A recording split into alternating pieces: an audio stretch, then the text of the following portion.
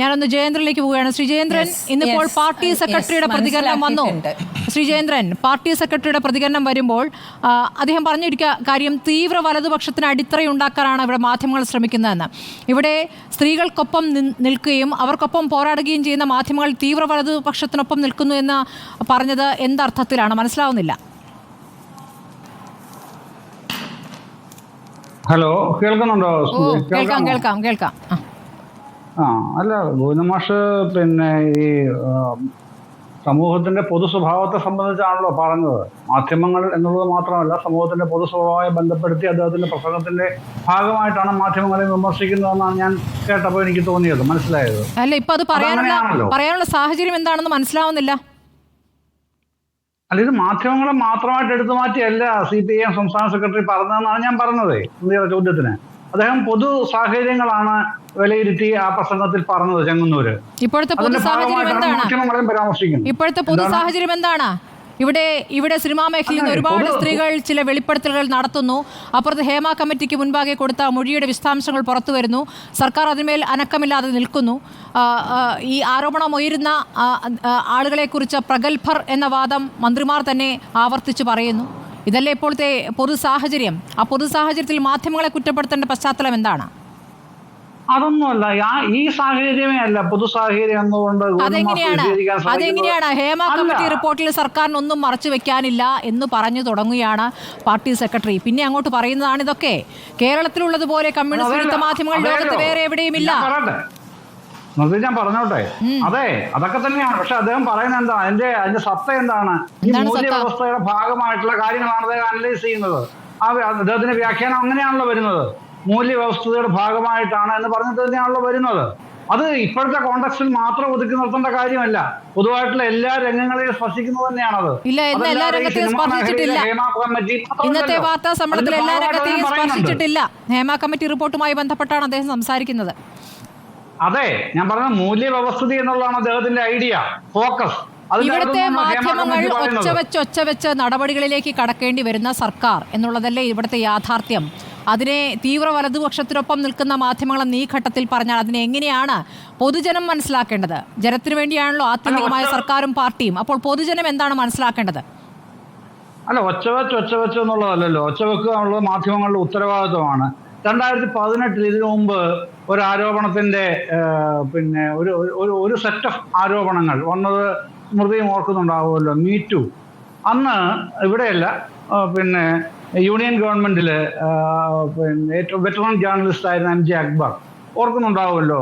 11-12 വനിതാ ജേർണലിസ്റ്റുകളാണ് മീറ്റു ആരോപണവുമായി അദ്ദേഹത്തിനെതിരെ നിലപാടെടുത്തത്. ഒക്ടോബർ 11-നാണ് ഞാൻ ഓർക്കുന്നത്, 2018. ഒരാഴ്ച കഴിഞ്ഞ് 17-ാം തീയതിയോ 18-ാം തീയതി ആ മാസം തന്നെ അദ്ദേഹം രാജിവെക്കുന്നുണ്ട്. ആ ഒരു സാഹചര്യം ഉണ്ടായ ഒരു പശ്ചാത്തലം നമ്മുടെ രാജ്യത്ത് മുമ്പിലുണ്ട്. അതും പിന്നെ പിന്നീട് മുമ്പോട്ട് പോയില്ല എന്നുള്ളത് മറ്റൊരു യാഥാർത്ഥ്യം. അതിന് ചർച്ചയിലേക്കല്ലോ നമ്മളിപ്പോൾ പോകുന്നത്. പക്ഷെ ആ ഒരു സംഗതിയുണ്ട്. അന്നും മാധ്യമങ്ങളാണ് ഒച്ചവെച്ചത്.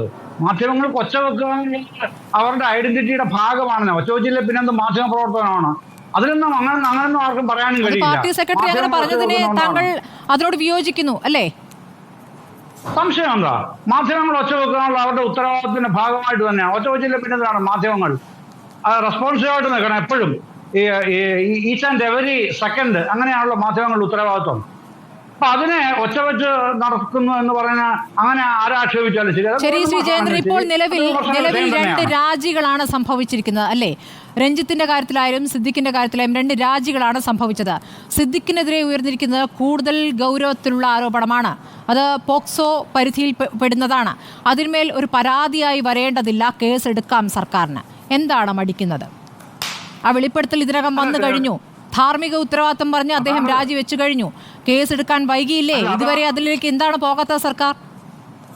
അതല്ലേ സ്മൃതി തീരുമാനിച്ചിപ്പോ വൈകുന്നേരം മുഖ്യമന്ത്രിയുടെ ഓഫീസിൽ നിന്ന് പ്രസ് റിലീസ് ഇറക്കിയത് താങ്കളുടെ കയ്യിലും ഉണ്ടെന്ന് ഞാൻ വിശ്വസിക്കുന്നു. എല്ലാ വെളിപ്പെടുത്തലുകളുടെയും അടിസ്ഥാനത്തിൽ ഒരു പ്രാഥമിക അന്വേഷണം എന്ന് പറഞ്ഞ പോക്കാണ്. പക്ഷേ ഇത് പോക്സോ കേസാണെന്നും അത് ഗൗരവത്തിലുള്ളതാണെന്നും എന്നുള്ളൊരു പ്രതികരണം വന്നിട്ടില്ലെന്നേ. അല്ല, അങ്ങനെയല്ല. നമ്മൾ മാധ്യമങ്ങൾ എന്നുള്ള നിലയ്ക്ക് ഒരു മാധ്യമ ചർച്ച നടക്കുമ്പോൾ അങ്ങനെയല്ലോ അത് സംബന്ധിച്ച് ഒരു വിലയിരുത്തൽ പോകേണ്ടത് എന്നാണ് എനിക്ക് തോന്നുന്നത്. കാരണം പോലീസിന്റെ മുമ്പിലുള്ളത് കൊഗ്നീസബിൾ ഒഫൻസ് ആണെന്നുണ്ടെങ്കിൽ അതിനകത്ത് പ്രൊസീജിയറുണ്ട്. ഇന്നലെ ഞാൻ കൂട്ടത്തിൽ പറയട്ടെ, ഇന്നലെ ഞാനൊരു ചാനലിൽ ഈ കാര്യം ഇപ്പൊ പറയാൻ പോകുന്ന കാര്യം പറഞ്ഞതിന് എന്നെ കടിച്ചു കീറിയില്ല എന്നുള്ളതേ ഉള്ളൂ. പക്ഷെ ഇന്ന് യാഥാർത്ഥ്യങ്ങൾ വന്നപ്പോഴത്തേക്ക് ഞാൻ ആ ആങ്കറെ തന്നെ വിളിച്ചു. അദ്ദേഹം എടുത്തില്ല ഫോൺ. എന്തുകൊണ്ടോ എനിക്ക് അറിഞ്ഞൂടാ, അതുകൊണ്ട് എടുക്കാനെന്നുള്ളത്. ഏതായാലും അങ്ങനെ കൊഗ്നിസബിൾ ഒഫൻസ് വന്നു കഴിഞ്ഞാൽ എന്താണ് ചെയ്യേണ്ടത്? വാസ്തവത്തിൽ പ്രാഥമികമായി ഈ കാര്യങ്ങൾ അന്വേഷിക്കണം. പിന്നെ ഇതിന്റെ അകത്ത് എന്താണ് പ്രാഥമിക വിവരങ്ങൾ, അതിനുശേഷമാണല്ലോ കേസും മറ്റേ കോടതി നടപടികളായിട്ട് മുമ്പോട്ട് പോകേണ്ടത്. അല്ലാതെ വെറുതെ പോലീസിന് വെറുതെ കൊണ്ടുപോകാൻ കഴിയുമോ? ഒരു കാര്യവുമില്ലാതെ. ഇപ്പൊ ചാനലിൽ വന്നിരുന്ന് പറഞ്ഞു, അല്ലെങ്കിൽ മാധ്യമങ്ങളോട് വെളിപ്പെടുത്തി എന്നുള്ളത് തന്നെയാണ് പ്രാഥമിക അന്വേഷണത്തിൽ ഇപ്പൊ വരുന്നത്. നാളെ മുതൽ ആ കാര്യങ്ങളിലേക്ക് തന്നെയാണ് പോകുന്നത്. ഹേമ കമ്മിറ്റിക്ക് മുന്നിലെ മൊഴികളിൽ പ്രാഥമിക അന്വേഷണം ഇതുവരെ തുടങ്ങിയിട്ടില്ല. അങ്ങനെ ഒരു ഉത്തരവുമില്ല, അങ്ങനെ ഒരു ആലോചനയുമില്ല. പറഞ്ഞു വന്ന അതായിരുന്നു സ്മൃതി. ഹേമ കമ്മിറ്റിയുടെ റിപ്പോർട്ടിന്മേൽ സർക്കാരിന് ഇപ്പൊ യാതൊന്നും ചെയ്യാൻ കഴിയില്ല. കാരണം അത് 10-ാം തീയതി സെപ്റ്റംബർ 10-ാം തീയതി ഹൈക്കോടതി പരിഗണിക്കാനിരിക്കുന്ന കേസാണത്. അഫിഡവിറ്റ് കൊടുക്കാൻ സർക്കാരിനോട് ഹൈക്കോടതിയാണ് അതിനു മുൻപേ ആ നടപടിയിലേക്ക് പോകാമായിരുന്നു. എന്തുകൊണ്ട് നടപടിയിലേക്ക് പോകുന്നില്ല? ഇവിടെ പാർശ്വവൽക്കരിക്കപ്പെട്ടവരാണ് ഇതിലെ ഇരകൾ, മൊഴി നൽകിയവർ. അവർ വന്ന് പരാതി നൽകാൻ സാധ്യത കുറവാണ്. ഇതൊക്കെയാണ് കോടതി പറഞ്ഞ വാചകങ്ങൾ. കേസ് എടുത്തുകൂടെ എന്നാണ് കോടതി ചോദിച്ചത്. അപ്പോൾ കോടതി പറയുന്നതിന് മുമ്പ് ചെയ്യേണ്ട കാര്യമായിരുന്നു അത്. അല്ല, അങ്ങനെയല്ലല്ലോ. കോടതി വാക്കാൽ ഇത്തരം നിരീക്ഷണങ്ങൾ നടത്തിയിട്ട് ഉത്തരവിടുന്നത് എന്താണ്? ഉത്തരവിടുന്ന ഇതാണ് പറയുന്നത്. സ്മൃതി പറഞ്ഞ കാര്യങ്ങൾ വാക്കാൽ കോടതി നിരീക്ഷിച്ചു, ശരിയാണ്. പക്ഷെ ഉത്തരവിൽ സർക്കാർ അഫിഡവിറ്റ് സമർപ്പിക്കണം. സെപ്റ്റംബർ 10-ന് കേസ് പരിഗണിക്കാൻ മാറ്റിവെക്കുകയും ചെയ്തു. അപ്പൊ അതുവരെ സർക്കാർ വെയിറ്റ് ചെയ്യാൻ ബാധ്യസ്ഥരാണ്. ആ ഫുൾ റിപ്പോർട്ട് സീൽഡ് കവറിൽ കൊടുക്കണമെന്നാണ് ഹൈക്കോടതി ആവശ്യപ്പെട്ടിരിക്കുന്നത്. ഇത്ര ഗുരുതര ആരോപണങ്ങൾ പേടിച്ച് ഹേമ കമ്മിറ്റിക്ക് മുൻപാകെ മൊഴി നൽകിയവർ ഓരോരുത്തരും വ്യത്യസ്തമായ പരാതി നൽകണമെന്നുള്ളതാണ് ഇതിനകം മുഖ്യമന്ത്രി പറഞ്ഞിരിക്കുന്നത്. ആ വാചകങ്ങൾ ഇതുവരെ മാറ്റിയിട്ടില്ല.